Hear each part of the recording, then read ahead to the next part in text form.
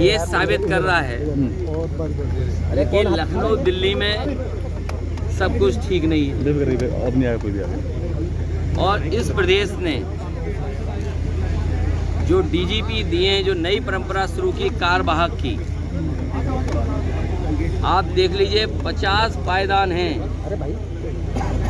वो अधिकारी कितने निराश हैं, कितना मनी मन दुखी हैं कि उन्हें मौका नहीं मिला काम करने का।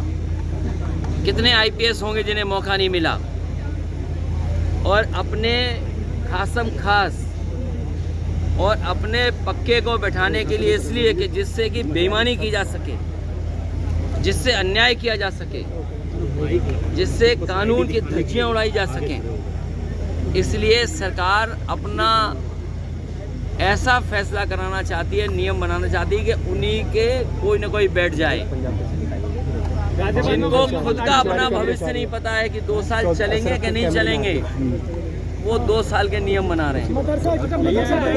मदरसे को लेकर जो अभी सुप्रीम कोर्ट ने, माननीय सुप्रीम कोर्ट ने इलाहाबाद हाई कोर्ट के फैसले को रद्द किया है, साथ ही फटकार भी लगाई है यूपी सरकार को। देखिए, ये फटकार कोई नई नहीं है जी। अभी तक के कार्यकाल जो देखेंगे आप, सबसे ज़्यादा हाई कोर्ट, सुप्रीम कोर्ट की फटकार अगर किसी को मिली है तो उत्तर प्रदेश सरकार को मिली है। समय समय पर उत्तर प्रदेश सरकार ने अनकॉन्स्टिट्यूशनल काम किए हैं, और उसका परिणाम ये है कि हाई कोर्ट और सुप्रीम कोर्ट हस्तक्षेप करता है।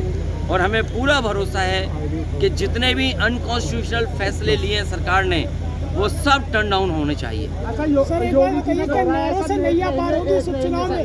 नारों का जो ट्रेंड चल निकला है सर, देखिए, डिवाइड एंड रूल, आप कह रहे हैं कि जुड़ेगा तो जीतोगे। ये सुधार हमारे पत्रकार साथियों को सुधार सुनने को मिल गया। ये सुधार नहीं है। डिवाइड का हिंदी क्या है? बांटो। डिवाइड एंड रूल नारा दिया था अंग्रेजों ने, और अंग्रेज तो चले गए लेकिन अपने वचन छोड़ गए। ये वचनवंशी लोग हैं अंग्रेजों के, इसीलिए इन्होंने इस तरह के नारा दिया था। ये भारत और खासकर उत्तर प्रदेश का समाज ऐसे नारों को कभी स्वीकार नहीं कर सकता है। गाजियाबाद इतना सूट करता है कि आप जब भी करते हैं शुरुआत तो गाजियाबाद से करते हैं। देखिए, गाजियाबाद शुरुआत है, और मैं तो चाहता हूँ कि दिल्ली से बेहतर गाजियाबाद बने। इसका प्रयास हम लोगों ने किया अपनी सरकार में। तमाम वो इंफ्रास्ट्रक्चर के प्रोजेक्ट जो बहुत ज़रूरी थे गाजियाबाद के लिए, वो नेताजी ने, या पुराने जो आप देखोगे इंफ्रास्ट्रक्चर काम, वो कांग्रेस के ज़माने के देखेंगे।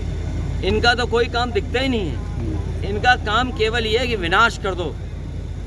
इनका काम है काम को रोक दो, तोड़ दो, और उसका परिणाम ये है कि आपका साथी भी, मैं नहीं जानता कि वो साथी कितना करीब आपका लोग हुआ, लेकिन पत्रकारों को जिस तरीके से अपमानित होना पड़ रहा है, आप कल्पना नहीं कर सकते। जेल तो भेजा ही भेजा है, और मैं कहता हूँ अगर आप सच दिखाने लगोगे तो आप में से भी कुछ लोग जेल चले जाएंगे। दबाव है सब पर। ये जितने पत्रकार साथी हैं, ये दबाव में काम कर रहे हैं, और दबाव में नहीं काम करते हैं, और अगर निष्पक्ष होकर काम करते हैं तो कई जगह कपड़े उतार दिए गए, नंगा कर दिया गया पत्रकारों को। ये क्या लोकतंत्र है? ये देखिए, जो कोर्ट में हुआ और अधिवक्ताओं के साथ इस तरह व्यवहार पुलिस को नहीं करना चाहिए।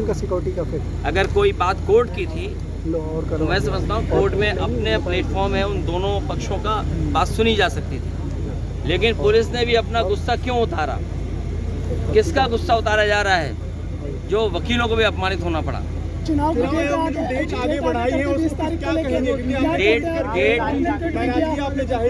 डेट इसलिए बढ़ाई कि भारतीय जनता पार्टी को भनक पड़ गई कि जो लोग छुट्टी लेकर के आए हैं दिवाली की, भैया दूज की और छठ पूजा की, वो सब लोग इतनी छुट्टी लेकर के आए कि वोट डाल के जाएंगे। तो जब भनक पड़ गई इनको, तो इन्होंने चुनाव आयोग से तारीख बदलवा दी। अखिलेश जी 9 सीटों में से कितनी सीट पे आश्वस्त हैं? हार के डर से इन्होंने तारीख बदली है, और उन्हें ये भी पता था कि यूपी में जो वोट पड़ेगा, वो जो हार होगी, जो संदेश जाएगा, कहीं इनका महाराष्ट्र का चुनाव भी न गड़बड़ा जाए। 9 सीटों में से कितनी सीटों पे आश्वस्त हैं?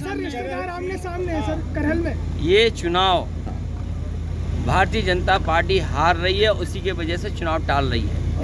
मैदान में आपने देखा होगा पहलवानों को, रिंग से बाहर कौन सा पहलवान भागता है?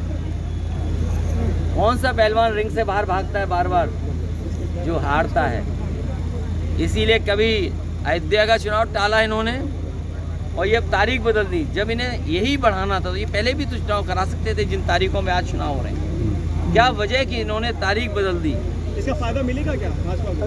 वो कोई ना कोई खास तैयारी भाजपा कर रही होगी। उपचुनाव में कितनी सीटें आ रही है आपकी? जो समय उन्हें नहीं मिला, उपचुनाव में कितनी जो समय नहीं मिला, बीजेपी की जो खास तैयारी है वो पुलिस को आगे करके है। जब आप मुख्यमंत्री जी से ये सुनते हो कि मैं रामपुर बना दूंगा, इसका मतलब ये है कि वोट नहीं डालने देंगे। उपचुनाव में कितनी सीटें आ रही लोकतंत्र में या चुनाव आयोग इन बातों को देख रहा होगा कि इनकी तैयारी खास ये है कि वोट ना पड़ पाए। बूथ चिन्हित कर रहे होंगे ये लोग, बूथ चिन्हित कर रहे होंगे कि बूथ पर फोर्स लगा दो कि वोट निकले नहीं, जबकि फोर्स और एडमिनिस्ट्रेशन की जिम्मेदारी ये बनती है कि ज़्यादा से ज़्यादा वोट आए। ये केवल वोट रोकने की रणनीति बनाएंगे, इसीलिए इन्होंने हफ्ता बढ़ाया। और इन्हें पता था त्योहार पे जो लोग आए हैं दूर से छोड़ करके, वो सब इन्हें चुनाव हरा देते। चुनाव में कितनी सीटें आ रही है? अपनी रणनीति क्या है? उनकी सारी रणनीति पता है, अपनी रणनीति अपनी क्या है? रणनीति क्या? उपचुनाव में कितनी सीटें? हमारी रणनीति साफ है, बूथ पे काम करिए। और आज हर वर्ग इनके खिलाफ है। व्यापारी जीएसटी से दुखी है। ये जो गरीब महंगाई का सामना कर रहे हैं, केवल गरीब के सामने संकट नहीं है,